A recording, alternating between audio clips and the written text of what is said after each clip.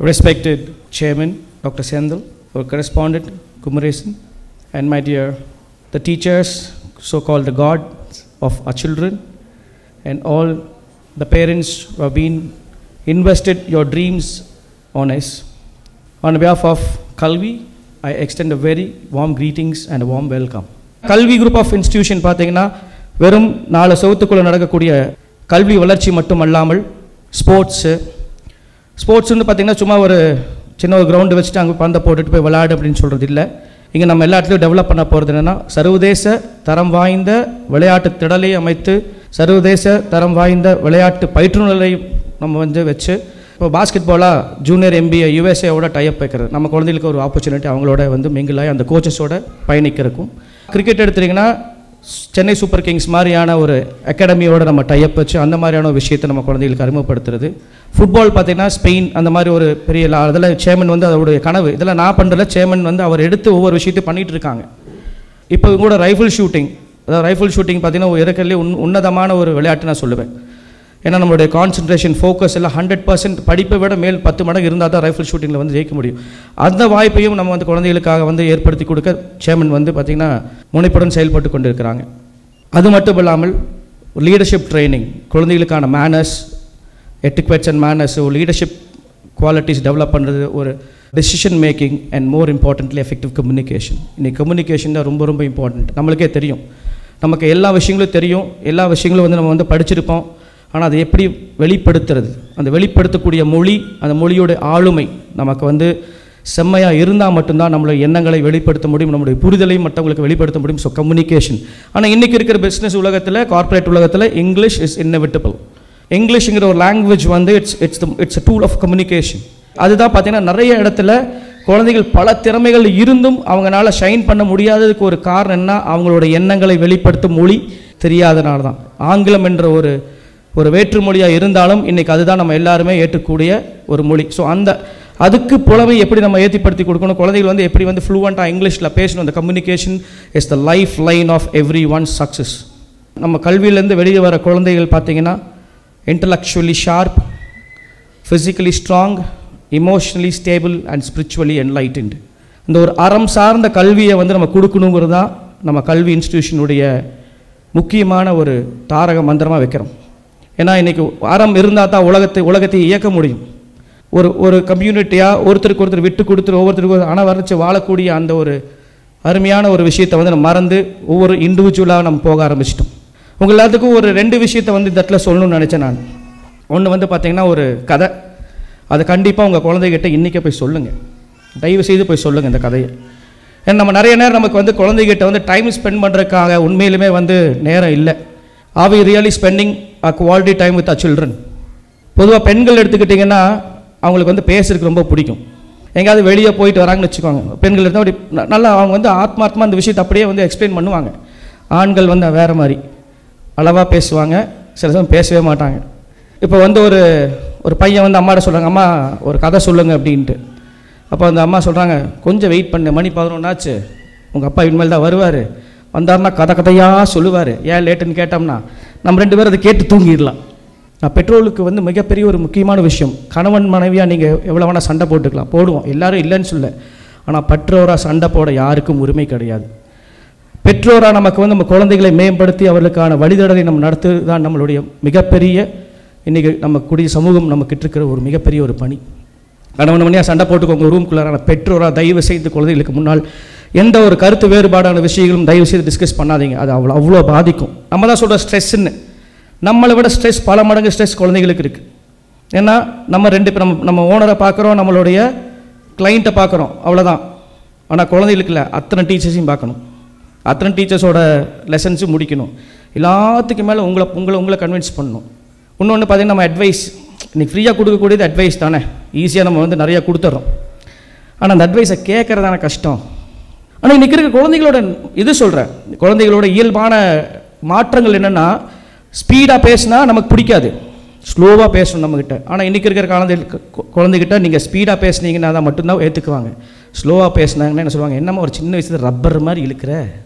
ஏன்னா இன்றைக்கி குழந்தைகளுடைய எண்ணங்கள், ஏன்னா மாற்றங்கள். முதல்ல ஒரு ஜென்ரேஷன் கேப்னா அப்பாவுக்கும் பையனுக்கும் இருக்க ஜென்ரேஷன் கேப். இன்றைக்கி என் வீட்டில் 2 பசங்க இருக்காங்க. என் பையனுக்கும் பெரிய பையனுக்கும் சின்ன பையனுக்கும் 4 வருஷம் கேப், அதே ஜென்ரேஷன் கேப்புங்கிறாங்க. 4 வருஷமே இன்றைக்கி ஜென்ரேஷன் கேப். ஸோ பேரண்ட்ஸாக நமக்கு வந்து மிக மிக மிக முக்கியமான ஒரு பொறுப்பு. நம்ம பேரண்ட்ஸும் சேர்ந்து ஸ்கூலும் சேர்ந்து ஒன்று இணைஞ்சால் தான் நம்ம நல்ல மாணவர்களை நல்ல சமுதாயத்துக்கு நம்ம உருவாக்க முடியும். அதில் ஒரு முக்கியமான ஒரு செய்தி, ஒரு பையன் வந்து ஒரு ஊரில் வந்து ஒரு ஓட்டப்பந்தயம் மின்னல் வேகத்தில் ஓடிடுவான். அவனை வந்து யாராலையும் வந்து கம்ப்ளீட்டே பண்ண முடியாது. அப்போ என்ன ஆகுது, அந்த ஊரில் போட்டி நடக்குது. ஃபஸ்ட்டு வந்துடுறான், எல்லோரும் கை தட்டுறாங்க. சரி பக்கத்து ஊர்லேருந்துலாம் கூப்பிடுங்கிறாங்க. பக்கத்து ஊர்லேருந்து எல்லாத்தையும் கூப்பிட்றாங்க. பார்த்திங்கன்னா அதுலேயும் வந்து அவனை பக்கத்தில் கூட நெருங்க முடியல. ஃபஸ்ட்டு வந்துடுறான், ஊரே நின்று அந்த பையனை கை தட்டுது, வாழ்த்து சொல்லுது. அப்போ அந்த பையன் பார்க்கும்போது ஒரே ஒருத்தர் மட்டும் அவனுக்கு எந்த வாழ்த்தும் சொல்ல கையும் தட்டலை. அப்போ அவர்கிட்ட போய் கேட்குறான் அந்த பையன், ஏன் நீங்கள் மட்டும் எனக்கு ஒரு வாழ்த்து சொல்ல மாட்டேங்கிறீங்க, நான் நல்லா தானே பண்ணேன், நல்லா தானே ஓடி வந்தேன் அப்படின்னு. அப்போ அவர் வந்து சொல்கிறாரு, உனக்கான ஓட்டப்பந்தய களம் இது இல்லை, இன்னொரு களம் இருக்குது, அங்கே கூட்டிகிட்டு போகிறேன், அங்கே ஓடி நீ ஜெயிச்சிரு, இந்த உலகமே உன்னை பாராட்டும் அப்படிங்கிறார். சரி கொடுங்க, நான் ஓடுறது தானே எனக்கு பிடிக்கும் அப்படிங்கிறான். அந்த ஓட்டப்பந்தய மைதானத்தில் இன்னும் 2 பேரும் கூட ஓடுறவங்களையும் நான் கூட்டிகிட்டு வரேன்னு சொல்லிட்டு கூட்டிகிட்டு வர்றார். பார்த்தோன்னா அந்த ஊர்லேயே மிக வயசானவர், நடக்கக்கூட முடியாதவர்னால அவரை கூட்டிகிட்டு வராரு. இன்னொன்று ஒரு பெண்மணி, கண்ணு தெரியாத ஒரு பெண்மணி, அவங்களையும் கூட்டிகிட்டு வராரு. கூட்டிகிட்டு வந்து அந்த பையன்கிட்ட நிறுத்தி, இப்போது நீ இவங்க கூட தான் ரேஸ் உனக்கு, ஆனால் தானாக ஓடி ஜெயிக்கக்கூடாது, இவங்க 2 பேர்த்து கையை பிடிச்சு நீ போய் அந்த லைனை க்ராஸ் பண்ணணும், அதான் ரேஸ் அப்படிங்கிறார். அந்த பையனுக்கு புரியல, விசில் அடிச்சிடறாங்க, கையை உதறிட்டு அந்த பையன் ஓடி போயிடுறான். ஓடி போய் ரேஸை முடிச்சிட்றான். எப்பவுமே அவனுக்காக நின்று எந்திரிச்சு கை தட்டுன்னு அவனை பாராட்டின அதே ஊர் ஒன்றுமே சொல்ல அமைதியாக இருந்துச்சு.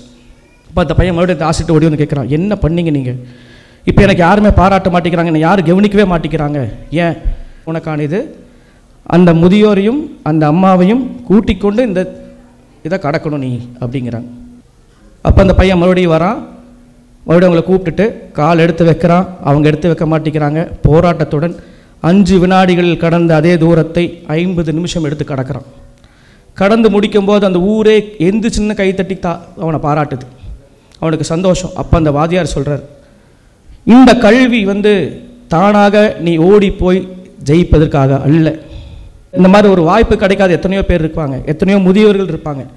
அவங்கள எல்லாத்தையும் ஜெயிக்க வச்சு நீ ஜெயிச்சினா தான் இந்த கல்வி உனக்கு கிடைத்ததுக்கான அர்த்தம். பெற்றோர்களே, ஓட்டப்பந்தயத்திலும் விளையாட்டிலும் வேணால் ஒருத்தனை தோக்கடித்து நம்ம ஜெயிக்கலாம், ஆனால் வாழ்க்கையில் ஒருத்தனை தோக்கடித்து நம்ம ஜெயிக்கவே முடியாது. இதை குழந்தைகளிடம் சொல்லிக் கொடுங்க. It's a team work. நம்ம எல்லாம் ஒன்றாக இணைந்து தான் ஒரு சமுதாயத்தை உருவாக்க முடியும்.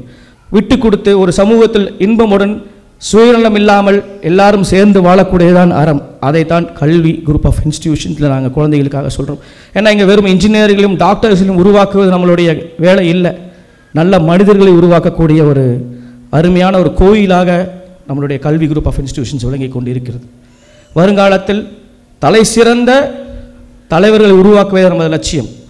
லட்சியம் இருப்பவர்களோடு, ஆனால் லட்சியவாதிகளை உருவாக்குவதே எங்கள் லட்சியமாக நாங்கள் கொண்டு இருக்கிறோம். தலை சிறந்த மருத்துவன், தலை சிறந்த நல்ல மனிதனான ஒரு இன்ஜினியர், நல்ல மனிதனான ஒரு சயின்டிஸ்டாக வந்தால் தான் இந்த உலகத்துக்கு எல்லா வெளிச்சமும் கிடைக்கும். ஒரு டாக்டரோ ஒரு சயின்டிஸ்டோ நல்லவங்க இல்லை, சின்னதுலேருந்தே ஒரு தவறான சூழ்நிலையில் வளர்ந்து அவங்க டாக்டர் ஆகிறாங்க, அவங்களோட ஆட்டிடியூட் எப்படி இருக்கும்? அதுதான் இன்றைக்கி சமுதாயத்தில் நிறைய இடத்துல வந்து கொண்டு இருக்கிறது. ஆனால் இங்கே நாங்கள் முதலாக எல்லாம் செய்ய வேண்டியது அவர்களுக்கு நல்ல மனிதனாக, பொறுப்புள்ள ஒரு உங்களோட மகனாக, உங்கள் மகளாக அவங்களை கொண்டு வந்து உங்களிடம் ஒப்படைக்க வேண்டும் என்கிற இதில் தான் நாங்கள் செயல்பட்டு கொண்டிருக்கிறோம். அதில் எல்லா குவாலிட்டிஸ் அவங்களுக்கு நாங்கள் கொடுக்குறோம். கடைசியாக ஒரே ஒரு கதை தான், அதை சொல்லி முடிச்சிடலான் இருக்கிறேன். மகாபாரதத்தில் ஒரே ஒரு கதை, சின்ன ஒரு விஷயந்தான். அதில் வந்து பார்த்திங்கன்னா போர் முடிஞ்சிருது. போர் முடிஞ்சோன்னே கிருஷ்ணர் வந்து துவாரகைக்கு கிளம்பி போகிறக்கு வந்து கிளம்புறார். அப்போது அவர்கிட்ட வந்து அவருக்கு பணிவிடை செஞ்ச ஒரு சேவகன் இருக்கார், அவர் பேர் உத்தவன். இந்த உத்தவன் வந்து பார்த்திங்கன்னா கிருஷ்ணருக்கு எல்லா சேவும் அவர் தான் செய்வார். ஸோ இப்போ கிருஷ்ணர் ஊருக்கு கிளம்பி போகும்போது அந்த இவர்கிட்ட வந்து கேட்குறார், உத்தவா, இந்த மாதிரி வந்து இந்த உலகத்தில் இருக்கிற எல்லாரும் என்னென்னமோ கேட்டாங்க, எல்லாத்துக்கும் நான் கொடுத்தேன், என்னென்ன வேணுமோ உங்களுக்கு எல்லாத்துக்கும் பண்ணினேன், ஆனால் உனக்கு மட்டும் எதுவுமே செய்யலை, உனக்கு என்ன வேணுமோ கேள், நான் உனக்கு தர்றேன் அப்படிங்கிறார். அப்போ உத்தவன் சொல்கிறார், இறைவா, உனக்கு பணிவிடை செய்யும் பெரிய பாக்கியத்தை எனக்கு நீ கொடுத்துருக்க, இதை விட எனக்கு பெருசு என்ன வேணும் உலகத்தில், எனக்கு ஒன்றும் வேண்டாம் அப்படிங்கிற. இல்லை பரவாயில்ல, ஏதோ ஒன்று கேளு, நான் வந்து கொடுக்கணும் அப்படிங்கிறார். அப்போது ஒருத்தவன் கேட்குறார், சரி நான் ஒன்றும் எனக்கு வேண்டாம், ஒரே ஒரு கேள்வி மட்டும் இருக்கு நான் கேட்குறேன் அப்படிங்கிறார். அப்போ அவர் சரி கேளு அப்படிங்கிறார். அவர் என்ன கேட்குறாருன்னா, நீ நினச்சிருந்த இந்த போரை தடுத்துருக்கலாம்ல, இந்த போரை தடுத்துருந்தா இந்த உலகத்தில் வந்து இவ்வளோ உயிர்கள் போயிருக்காதில்ல அப்படிங்கிறார். அவர் சொல்கிறார், அது என் கையில் இல்லை, அது என் கையில் இருக்கல. சரி விடு, அதை கூட விடு, நீ நினச்சிருந்த சூதாட்டத்தையாவது தடுத்துருக்கலாம்ல, அந்த சூதாட்டம் ஒன்று நடக்கலன்னு இந்த போரே வந்திருக்காதுல்லங்கிறார். ஆமாம், நான் நினச்சிருந்தா தடுத்துருக்கலாம். ஏன் தடுக்கலை? என்னை யாரும் கூப்பிடலங்கிறார். அப்போ நீ கூப்பிட்டா தான் வருவியா அப்படிங்கிறார். ஆமாம், சூதாட்ட மண்டபத்துக்கு வெளியே தான் நின்றுருந்தேன், ஆனால் என்னை யாரும் கூப்பிடல. இதில் ஒரு முக்கியமான விஷயம் பார்த்தீங்கன்னா, துரியோதனன் வந்து விவேகி, என் அறிவுள்ளவன், அவனுக்கு சூது ஆட தெரியாதுன்னு அவனுக்கு தெரியும். அதனால் எனக்கு பதில் எங்கள் மாமா சகுனி சூடாடுவார் அப்படின்னு சொல்லிடுறான். தர்மனுக்கு வந்து சூது ஆட தெரியாதுங்கிறது அவனுக்கு தெரியாது. அதே மாதிரி கிருஷ்ணனுக்கு தெரியாமல் சூது ஆடணுங்கிற வேற அவன் மைண்டில் போயிடுச்சு. ஏன்னா கிருஷ்ணன் வந்து ஆட விட மாட்டார் அப்படின்ட்டு. ஸோ அவனுக்கு அவனோட பலம் என்னென்னு தெரியல. அந்த சூதாட்டத்தில் நான் வெளியே தான் நின்றுருந்தேன், கூப்பிட்டுருந்தா நான் அப்போ உள்ளே வந்திருப்பேன், நீ கூப்பிட்டா தான் வருவியா? ஆமாம், திரௌபதியை வந்து துயில் உரியும் போது கிருஷ்ணா கூப்பிட்டா நான் வந்தேன், காப்பாற்றினேன். இந்த உலகத்துக்கு ஒரு செய்தியை என்னுடைய செய்தியாக போய் சொல். நீ செய்யும் செயல்கள் அனைத்திற்கும் நான் சாட்சியாக இருக்கிறேன், ஆனால் துணை புரிவதில்லை. என்னை சாட்சியாக வைக்கும் அனைத்து செயல்களுக்கும் உனக்கு நான் துணையாக இருப்பேன். இதான் கடவுள் சொன்னது. இதை குழந்தைகளுக்கு சொல்லுங்கள். அறம் சார்ந்த செயல்களை செய்யும்போது கடவுள் என்ன, இந்த உலகமே நம்ம கூட நிற்கும். அதை குழந்தைகளிடம் சொல்லி வளர்த்துங்கள். மற்ற எல்லாம் தானாக வரும். உங்களை எல்லாம் பார்த்ததில் மனமார்ந்த சந்தோஷம். நல்ல ஒரு அருமையான ஒரு வாய்ப்பை எங்களுக்கு கொடுத்துருக்கீங்க. உங்கள் குழந்தைகளை உங்கள் எதிர்காலத்துங்கிட்ட ஒப்படைச்சிருக்கீங்க. எங்கள் மாதிரி நான் சொன்னேன் இல்லையா, அந்த 2 பசங்களை கூட்டிகிட்டு வந்து உலகத்துக்கு வந்து ஜெயிச்சு காமிச்சார்னு, அது எங்கள் சேர்மன் தான். ஏன்னா அந்த மாதிரியான ஒரு சிந்தனையுடன் செயல்பட்டு கொண்டிருக்கிறார். அந்த பொறுப்புணர்ச்சி, அறம் சார்ந்து எனக்கு கிடைக்காது என் குழந்தைகளுக்கு கிடைக்கணும், அது இன்னும் பெஸ்ட்டாக கிடைக்கணும் அப்படின்னு. ஸோ நல்ல ஒரு இடத்துல உங்கள் குழந்தைகளை ஒப்படைச்சிருக்கீங்க. அவர் சொல்கிறார், எனக்கு வந்து லீடர்ஸ் உருவாகணும், தலைவர் உருவாக்கணும், தொண்டன்கள் வேண்டாம். ஒரு தாட் ப்ராசஸோடு ஒருத்தர் வந்து செயல்பட்டு கொண்டிருக்கிறார். அவர்களுக்கு இந்த மாதிரி ஒரு டீமோடு நாங்கள் வந்து இருக்கிறதுக்கு எங்களுக்கு ஒரு கடவுள் வந்து ஒரு வாய்ப்பு அமைச்சிருக்கிறார்.